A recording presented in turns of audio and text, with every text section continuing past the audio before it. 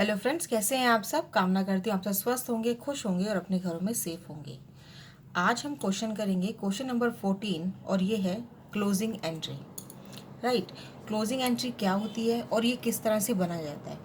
Closing entry करने से पहले हमें इसके थोड़ा सा नॉलेज लेना पड़ेगा कि ट्रेडिंग अकाउंट और प्रॉफिट एंड लॉस अकाउंट कैसे होता है और उसमें क्या क्या चीज़ें आती हैं। तो हम पहले profit and loss account, trading account ये देख लेते हैं, उसके बाद हम एंट्रीज करते हैं। कोई मैन्युफैक्चरिंग यूनिट अपना सामान बनाती है, कोई मैन्युफैक्चर करती है, तो वो ट्रेडिंग भी बनाएगी और प्रॉफिट एंड लॉस अकाउंट भी बनाएगी। लेकिन अगर कोई सिर्फ सर्विस प्रोवाइड करती है, जैसे कोई भी कंपनी सिर्फ सर्विस देती है, जैसे एयरटेल कंपनी है, कुछ मैन्युफैक्चरिंग नहीं कर रही लेकिन सिर्फ वो सर्विस दे रही है, तो वो ट्रेडिंग अकाउंट नहीं बनाएगी, सीधा P&L बनाएगी। लेकिन ऐसी कोई कंपनी जैसे बाटा मैन्युफैक्चरिंग भी कर रही है और मैन्युफैक्चरिंग के साथ अपना और बिजनेस कर रही है, तो मैन्युफैक्चरिंग कर रही है यानी वो ट्रेडिंग अकाउंट अपना बनाएगी। यानी कहने का मतलब है कि अगर कोई यूनिट अपना मैन्युफैक्चरिंग बना रही है, मैन्युफैक्चरिंग कर रही है, तो वो ट्रेडिंग अकाउंट बनाएगी, उसके बाद P&L बनाएगी।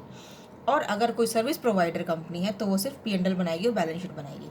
तो यानी अगर मैन्युफैक्चरिंग कंपनी है तो ट्रेडिंग बनाएगी, P&L बनाएगी और बैलेंस शीट बनाएगी। लेकिन अगर कोई कंपनी सिर्फ सर्विस प्रोवाइडर है तो ट्रेडिंग नहीं बना के सिर्फ वो क्या बनाएगी, P&L और बैलेंस शीट। अब हम देखते हैं कि ट्रेडिंग अकाउंट में क्या क्या चीज़ आती है। तो डेबिट साइड जो ट्रेडिंग अकाउंट है उसमें हमारे पास क्या आएगा, देखिए, टू ओपनिंग स्टॉक, जितना मेरे पास स्टॉक रखा हुआ है वेयर हाउस में, टू उसको हम दिखाएंगे ओपनिंग स्टॉक में।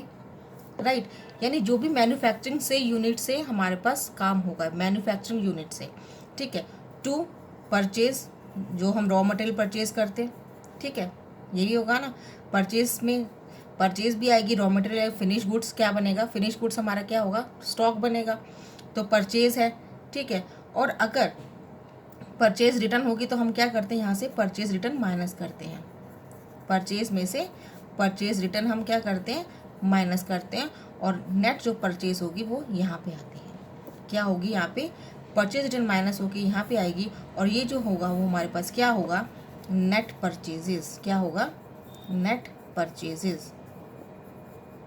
ठीक है, ये बात समझ में आ गई आपको। या तो मैं इधर ना लिख के इधर लिखती हूँ, यानी जो मेरे पास परचेज आएगा, जो मेरे पास जो भी माइनस होके यहाँ पे आएगा वो मेरा क्या होगा, नेट परचेज। फिर आता है मेरे पास टू डायरेक्ट एक्सपेंसेस। अब डायरेक्ट एक्सपेंसेस क्या होते हैं, जो मैन्युफैक्चरिंग से यूनिट, जो मैन्युफैक्चरिंग यूनिट में काम आए, जो एक्सपेंस मैन्युफैक्चरिंग यूनिट में काम आए। जैसे लेबर ऑफिस में तो काम करती नहीं है, यूनिट में काम करती है, तो यहाँ पे क्या आ सकता है, वेजेस आ सकता है। राइट, ऐसे एक्सपेंस जो मैन्युफैक्चरिंग यूनिट में काम आते हैं वो हम क्या होते हैं, डायरेक्ट एक्सपेंसेस। वो क्या होते हैं, डायरेक्ट एक्सपेंसेस। जैसे वेजेस है, हम लेबर को वेजेस देते हैं, लेबर वेलफेयर है, कोई लेबर का हमने उसको खाना पीना देना है, लेबर वेलफेयर। तो ये सब कहाँ पे आएंगे, ये सब डायरेक्ट एक्सपेंस का पार्ट होते हैं। जो भी मैन्युफैक्चरिंग यूनिट में एक्सपेंस काउंट होते हैं उनको क्या बोलते हैं हम, डायरेक्ट एक्सपेंसेस।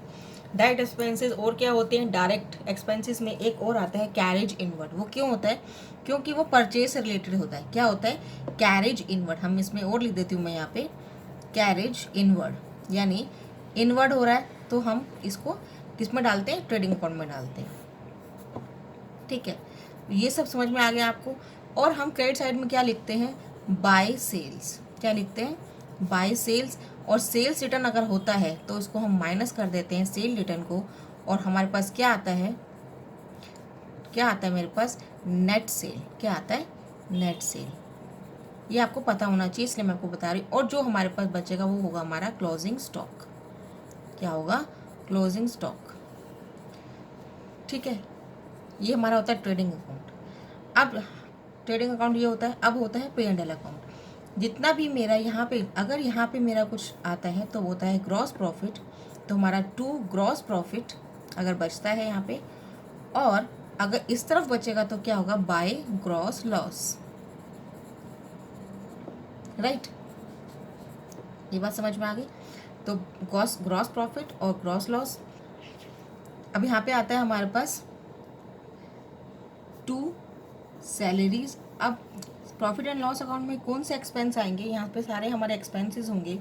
सारे एक्सपेंस कौन से आएंगे, जो हमारे इनडायरेक्ट एक्सपेंस होंगे। क्या होंगे, हमारे इनडायरेक्ट, यानी जो मैन्युफैक्चरिंग यूनिट में नहीं होंगे वो सारे एक्सपेंस कहाँ पे होंगे, इनडायरेक्ट एक्सपेंस होंगे वो P&L में होंगे।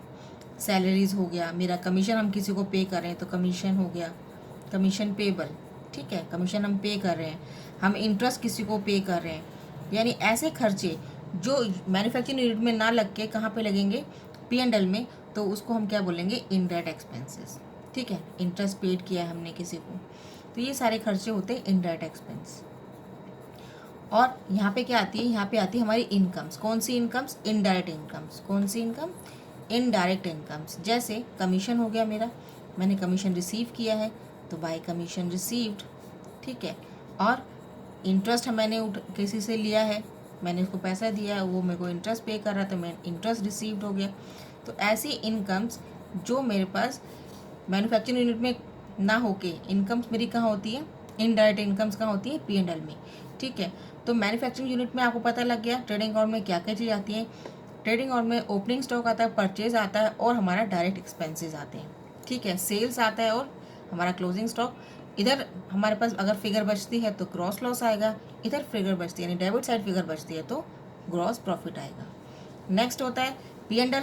P&L अगर हमारे पास होता है तो हमारे पास आएगा सैलरी, जितने भी इनडायरेक्ट एक्सपेंसेस होते हैं, यानी जो मैन्युफैक्चरिंग यूनिट में काम नहीं आए एक्सपेंसेस, जो मैन्युफैक्चरिंग यूनिट में नहीं होंगे, वो वहाँ पे कहाँ पे होंगे, प्रॉफिट एंड लॉस में। तो इतना हमारा ये हमको समझ में आ गया। अब इसी क्वेश्चन को हम आगे लेके चलते हैं, और क्वेश्चन बोल रहा है हमारे को, अब इसकी हम जनरल एंट्रीज करते हैं। अब देखिए पता लग गया हमें ट्रेडिंग अकाउंट में क्या आता है और P&L में क्या आता है। तो अब क्वेश्चन में देखते हैं कि किसमें क्या चीज़ जाएगी। तो क्वेश्चन नंबर 14 है। क्वेश्चन नंबर 14 बोल रहा है, देखिए पहला क्या है, फ्री होल्ड प्रीमाइसेस है, ये मेरी एसेट है, ये नहीं होगा। हमारे पास है प्लांट एंड मशीनरी, तो ये भी नहीं होगा। सन्ड्री डेटर है, एसेट है, ये भी नहीं होगा। अब हमारे पास क्या आएगा, परचेज आएगा। क्या आएगा, परचेज, क्योंकि ये किसका पार्ट है, ट्रेडिंग का।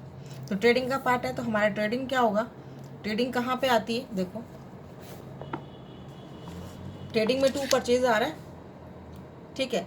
तो हम क्या करेंगे, ट्रेडिंग में हमारे पास अगर हमारे पास क्लोजिंग एंट्री कर रहे हैं तो हम सिंपल लिखेंगे trading account debit, trading account debit to purchase account, trading account debit to purchase account, right. ऐसे हमारे पास क्या आ रहा है, सेल्स आ रहा है, देखिए सेल्स है 95,000 का, तो सेल्स अकाउंट क्या होगा, कितना होगा, sales account debit to trading account, क्योंकि हमारे पास सेल्स कहाँ आ रहा है, सेल्स बाय सेल्स आ रहा है, तो sales account debit to trading account. इसको इस तरह से हम क्वेश्चंस को करेंगे और जनरल एंट्रीज भी करेंगे। स्टार्ट करते हैं हम अपनी जनरल एंट्रीज। तो मेरे से मैंने बताया परचेज करेंगे, ठीक है। तो डेट वेट अभी हम कुछ नहीं डाल रहे हैं क्योंकि इसमें कुछ डेट नहीं लिखा हुआ, 31 मार्च है, 31 मार्च डाल देंगे। परचेज है, परचेज मेरा कहाँ पे आ रहा है, डेबिट साइड आ रहा है, तो हम क्या लिखेंगे, trading account debit to purchases. अब जितने भी मेरे डेबिट साइड आ रहे हैं ना, हम सबको लिख देंगे। कितना परचेजेस है, 37,500, 37,500, ठीक है। नेक्स्ट है मेरे पास सेल्स है, तो सेल्स को हम अलग लिखेंगे, अभी सेल्स का नहीं डालेंगे। डिस्काउंट, देखिए डिस्काउंट कहाँ पे है, डिस्काउंट मेरा होता है इनडायरेक्ट एक्सपेंस, ठीक है। तो इनडायरेक्ट एक्सपेंस है तो ये हम नहीं लेंगे, चाहे डेबिट हो या क्रेडिट हो, वो भी नहीं लेंगे। सन्ड्री क्रेडिटर है, ये भी नहीं लेंगे। इन कैरेज इनवर्ड आ रहा है, मैंने बताया था आपको कैरेज इनवर्ड आता है, तो टू कैरेज इनवर्ड, पहले हम सारा ट्रेडिंग का ले लेते हैं। तो कैरेज इनवर्ड कितना है, 375, यहाँ लिख देते हैं। कैरेज आउटवर्ड है, कैरेज आउटवर्ड हमारा कहाँ आएगा, P&L में आएगा, उसको छोड़ देते हैं अभी। फर्नीचर एंड फिक्सचर असेट है, उसको छोड़ देते हैं। वेजेस, हमारे पास वेजेस आते हैं debit side, to wages, wages कितने हैं, 5,000 रुपीज़, लिख देते हैं। बैड डेट्स, बैड डेट्स मेरा इनडायरेक्ट एक्सपेंस है, क्यों, क्योंकि वो सेल होने के बाद हमारे पास हो रहा है, तो बैड डेट हमारा इनडायरेक्ट एक्सपेंस है। सैलरीज मेरा इनडायरेक्ट एक्सपेंस है। कमीशन भी मेरा क्रेडिट हो रहा है, तो ये मेरी इनकम है, इसको भी छोड़ देते हैं, इनडायरेक्ट इनकम है। उसके बाद हमारे पास BP है, BR है, देन कैपिटल है, ये सब हमारी असेट्स और लाइबिलिटीज़ है, इनको अभी हम छोड़ देते हैं और हम अभी आगे क्वेश्चंस करते हैं। तो इतना हमारा ये हो गया। अब हम इन सबको टोटल कर लेते हैं। टोटल करने के बाद आएगा जो ट्रेडिंग में आएगा 42,875, ठीक है। ये समझ में आ गया, ये हमारा हो गया डेबिट साइड वाला। अब हमारी चलती है सेल्स की बात। तो सेल्स में हम क्या करेंगे, सेल्स अकाउंट डेबिट, ठीक है, 95,000 से था, तो sales account debit to trading account, to trading account. कितने से? 95,000 से। सिंपल। नेक्स्ट करते हैं। अब उसने बोला है, अब उसने देखिए, अब वो कोई ट्रेडिंग का इसके अंदर और कुछ है नहीं। अब ट्रेडिंग के था हमारे पास, अब और कुछ नहीं है। अब हम क्या करेंगे, देखो ट्रेडिंग का अब हम देखते हैं P&L। अब हमें क्या करना है, अब हमें बैलेंस देखना है। इसमें हमें देखना है कि भाई हमारा डेबिट कितना हो रहा है। देखिए ट्रेडिंग क्या हो रहा है, यहाँ पे ट्रेडिंग क्रेडिट हो रहा है 95,000 से, 95,000 क्रेडिट हो रहा है, और यहाँ डेबिट हो रहा है 42,875 से। हम इसको माइनस कर लेते हैं। तो माइनस करने के बाद देखिए कितना आता है, 5 2 1 2, और ये कितना होगा 5, कितना आ रहा है 52,125। अब हम इसको, ये हमारे लिए क्या हुआ, देखिए ये हमारे लिए क्या हुआ, ये हमारा हुआ ग्रॉस प्रॉफिट। ये हमारा ग्रॉस प्रॉफिट हुआ। क्यों? क्योंकि इसमें सेल्स ज़्यादा है। देखिए परचेज कम है तो सेल्स ज़्यादा है, तो हमारा प्रॉफिट होगा। तो ये क्या होगा, ये मेरा क्या होगा, ये मेरा होगा प्रॉफिट। इस प्रॉफिट को हमें, ये क्या है, ग्रॉस प्रॉफिट। क्या है ये? मेरा ग्रॉस प्रॉफिट, क्योंकि ट्रेडिंग में क्या आता है, ग्रॉस प्रॉफिट। अब इस ग्रॉस प्रॉफिट को हमें कहाँ ट्रांसफर करना है, P&L में। अब हम कहाँ लेके जाएंगे, P&L अकाउंट में। तो अब इस क्वेश्चन को हमें नेक्स्ट में ही इस वाली ट्रांजेक्शन को हमें लेके जाना है P&L में। तो हम करेंगे ट्रेडिंग अकाउंट डेबिट, ट्रेडिंग को बढ़ाना है ना अभी हमने, ठीक है, to profit and loss account. तो हम P&L अकाउंट कर देते हैं कितने से, 52,125 और 52,125। मैंने डेबिट क्यों किया है, देखो डेबिट क्यों किया है मैंने, क्योंकि ट्रेडिंग अकाउंट इतने से डेबिट हो रहा था। मैं इसमें और डेबिट कर दूंगी तो 95,000 के इक्वल आ जाएगा। तो इसलिए मैंने ट्रेडिंग अकाउंट को यहाँ पे हमने डेबिट किया है। यहाँ पे हमारा ट्रेडिंग का ख़त्म हुआ, क्योंकि हमारा जो बैलेंस था वो हमारे पास कहाँ चला गया, वो हमारा नेक्स्ट P&L अकाउंट में चला गया। अब आती है हमारी बात P&L के लिए। अब P&L में क्या आएगा, डायरेक्ट एक्सपेंस हमारे हो गए, डायरेक्ट सब कुछ हो गया। हमारा P&L में आएगा इनडायरेक्ट इनकम्स और इनडायरेक्ट एक्सपेंस। अब जितना इनडायरेक्ट एक्सपेंस है, इनडायरेक्ट इनकम में सब लिख लेते हैं। तो हम profit and loss account debit करते हैं, डेबिट करेंगे। अब हम जितना भी हमारे पास, जितनी मेरी क्या है, जो मेरी एक्सपेंसेस हैं, हम सारे एक्सपेंसेस को क्या करेंगे, 2 में कर देंगे। सारे एक्सपेंस क्या होंगे, देखो एक्सपेंस है, डिस्काउंट है, पहला डिस्काउंट डेबिट हो रहा है तो एक्सपेंस है मेरा, ठीक है। तो एक्सपेंस मेरा कितना है यहाँ पे, 150 है, ठीक है। नेक्स्ट चलते हैं, डिस्काउंट क्रेडिट हो रहा है, यानी मेरा डिस्काउंट क्रेडिट का मतलब है मेरे को डिस्काउंट मिल रहा है, इनकम हो रही है। इनकम को नहीं लिखेंगे, अभी एक्सपेंस लिखेंगे। सन्ड्री क्रेडिटर है, नहीं लिखेंगे। कैरिज इनवर्ड हमने ले लिया, कैरिज आउटवर्ड लेंगे क्योंकि ये सेल का पार्ट होता है। कैरिज आउटवर्ड, ये भी मेरा एक्सपेंस है, वो भी इनडायरेक्ट एक्सपेंस, ठीक है। तो ये मेरा पास है इनडायरेक्ट, ये 600 रुपीज़ का, ठीक है। नेक्स्ट आता है मेरा बैड डेट्स है, 2 बैड डेट्स, 2 बैड डेट्स लिखेंगे। बैड डेट्स है मेरे पास 750 का।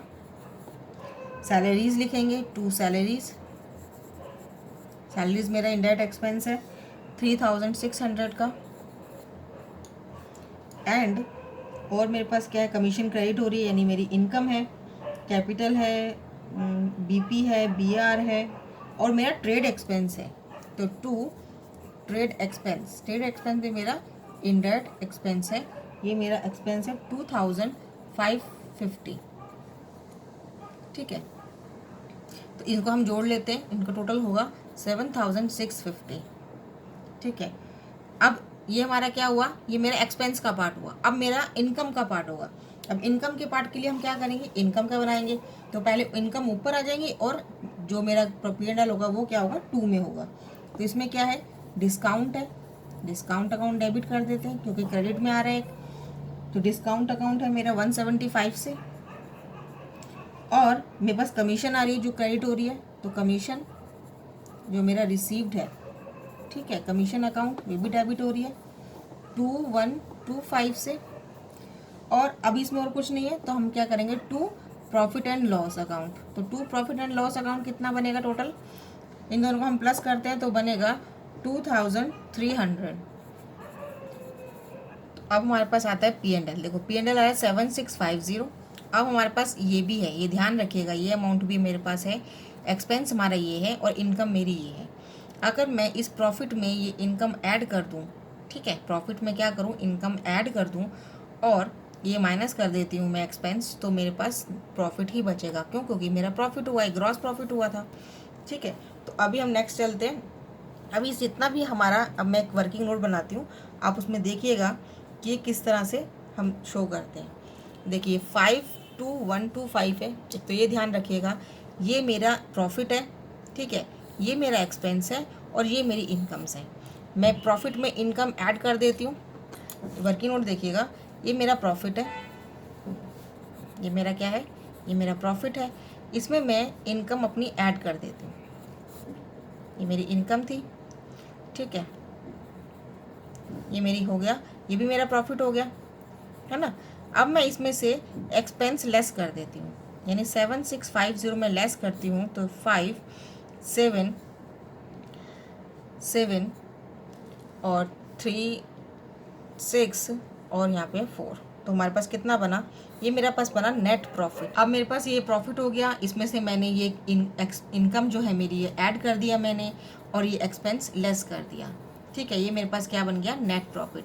अब हमेशा नेट प्रॉफिट कौन लेके जाता है, कैपिटल लेके जाएगी। क्यों? क्योंकि कैपिटल अपना पैसा लगाता है, तो ऑनर लेके जाएगा। तो इसकी जर्नल एंट्री क्या होगी नेट प्रॉफिट की, कैपिटल को हम दे देते हैं। कैपिटल क्या है, हमारी लायबिलिटी है, और जब लायबिलिटी इंक्रीज होती है तो क्या होता है, क्रेडिट होता है। तो हम क्या करेंगे, हम एंट्री करेंगे profit and loss account debit, profit and loss account debit to capitals account, क्योंकि कैपिटल ये नेट प्रॉफिट अपना लेके जाएगा।